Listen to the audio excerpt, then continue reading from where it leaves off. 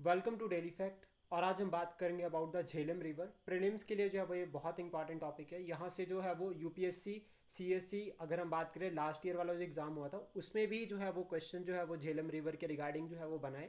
Even अगर हम बात करें जो सीरीज़ ए थी उसमें जो है वो फर्स्ट क्वेश्चन है वो झेलम रिवर से रिगार्डिंग ही है। उसकी एक स्टेटमेंट जो है वो झेलम रिवर और जो वोलर लेक है उस पर बनी है। तो उसके रिगार्डिंग अगर हम बात करें एग्जाम पॉइंट ऑफ व्यू से देखते हैं अगर, तो ये टॉपिक जो है वो बहुत इंपॉर्टेंट हो जाता है। ये रिवर जो है वो मोस्ट इंपॉर्टेंट है प्रीलिम्स के लिए एज वेल एज मेंस के लिए भी। अब यहाँ से जो है वो क्वेश्चंस जो है वो देखने को बन सकते हैं, क्योंकि इंडिया जो है वो कंटिन्यूसली अगर हम बात करें तो जे में जो है वो डेवलपमेंट प्रोजेक्ट लग रहे हैं। Even various hydro electric project जो है वो जे में अभी, और जे की रिवर्स है उनके ऊपर लगा रही है भारत सरकार। तो इसलिए ये बहुत इंपॉर्टेंट हो जाता है topic pre as well as mains के लिए। तो शुरुआत करते हैं रिवर के साथ। तो रिवर की जो टोटल लेंथ है अगर हम बात करें तो 750 किलोमीटर, सबसे इंपॉर्टेंट पॉइंट। देन इसका ओरिजिन अगर हम बात करें, और रिवर ओरिजिनेट होती है कहाँ से, एक स्प्रिंग है, ठीक है। और ये स्प्रिंग जो है वो वेरीनाग स्प्रिंग, ये अनंतनाग जो रीजन है कश्मीर वैली में, वहाँ पर ये स्प्रिंग है जहाँ से जो है वो आपका झेलम रिवर जो है वो ओरिजिनेट होती है।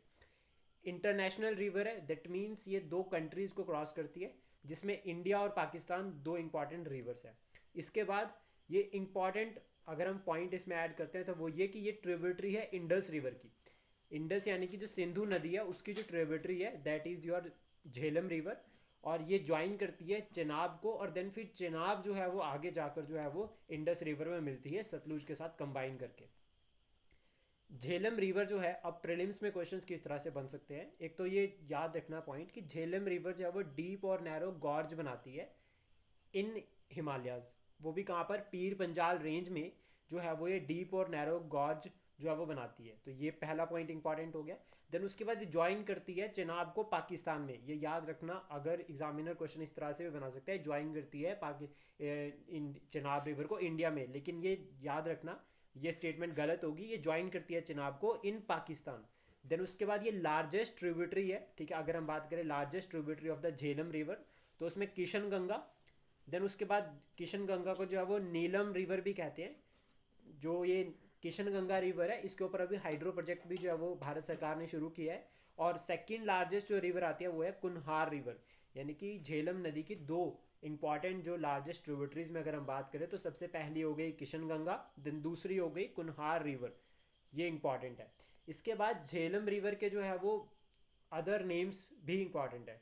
जैसा फॉर एग्जांपल ग्रीक में अगर हम बात करते हैं, या ग्रीक में जो है वो हाइडेफस जो है वो उसको कहते हैं। यहाँ पर जो है वो अलेक्जेंडर वर्सेस जो है वो सिकंदर जो है वो वॉर जो हो रखी है वो इस रिवर पर हो रखी है एंशियंट टाइम में। अगर हम बात करें जब अलेक्जेंडर द ग्रेट जो है वो भारत पर अटैक करता है। देन उसका संस्कृत नेम अगर हम बात करें तो वितिस्ता जो है वो उसका संस्कृत नेम है। और कश्मीरी नेम अगर हम बात करें तो वेयत, ये कश्मीरी नेम है, इंपॉर्टेंट है। और ये मैप है जिसमें हम देख सकते हैं about the reverse like Indus river और उसके ट्रिब्यूटरीज। तो ये नॉर्थ टू साउथ भी जो है वो यहाँ से क्वेश्चन जो है वो बन सकता है, नॉर्थ से साउथ के रिगार्डिंग में। तो जैसे सबसे नीचे सतलुज आती है, देन सतलुज को ज्वाइन करते हैं ब्यास, देन रावी, रावी ज्वाइन करते हैं चिनाब को, और उससे ऊपर आते हैं रावी, से ऊपर आते हैं चिनाब, और फिर झेलम। तो ये नॉर्थ टू साउथ भी जो है वो यहाँ से पूछा जा सकता है। झेलम जो नदी है वो पंजाब पाकिस्तान में एंटर होने से पहले जो वुलर जो लेक है यहाँ पर, ठीक है, इंडिया में अभी बाद हम बात करें अगर श्रीनगर में, तो उसको फेड करती है। यानी कि जो वुलर लेक में जो पानी है वो किसके थ्रू आता है, झेलम रिवर के थ्रू आता है। ये इंपॉर्टेंट पॉइंट। और जो झेलम रिवर है ये भी जो आगे हम जो डिस्कस करने जा रहे हैं इंडस वाटर ट्रीटी, ये प्रीलिम्स के लिए बहुत ज़्यादा इंपॉर्टेंट है। मल्टीपल टाइम यहाँ से जो है वो डिफरेंट एग्जाम्स में क्वेश्चन पूछा गया है। तो जो इंडस वाटर ट्रीटी है झेलम इसका पार्ट है। यहाँ पर जो है वो टोटल 6 रिवर्स को जो है वो डिवाइड किया गया है, जिसमें ईस्ट जो फ्लोइंग रिवर्स है लाइक सतलुज, ब्यास और रावी, भारत का इन 3 रिवर्स पर फुल एक्सक्लूसिव कंट्रोल है। यानी कि 100% जो है वो भारत का इन रिवर्स के ऊपर राइट है। देन उसके बाद जो नेक्स्ट जो इंपॉर्टेंट रिवर्स आती है दैट इज चेनाब, झेलम और इंडस, ये वेस्टर्न रिवर्स है। और इसमें जो है वो भारत के पास जो है वो लिमिटेड जो है वो एक तरह से राइट्स हैं, जिसमें 80% जो अगर पानी के जो राइट्स है वो पाकिस्तान के पास है, 20% जो है वो भारत के पास है।